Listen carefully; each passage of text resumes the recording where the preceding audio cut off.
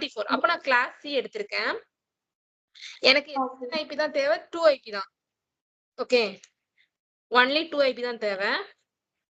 ஆனா என்கிட்ட எவ்வளவு ஐபி இருக்கு? 256 ஐபி இருக்கு.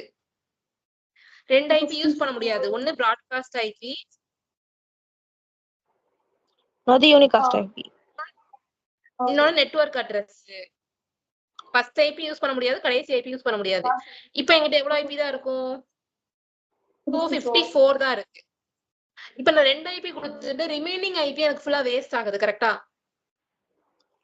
அந்த ஆமாக்கா. ஒரு நெட்வொர்க் நான் 2 ஐபி கொடுத்துட்டேன்னா ரிமைனிங் ஐபி ஃபுல்லா எனக்கு வேஸ்ட்.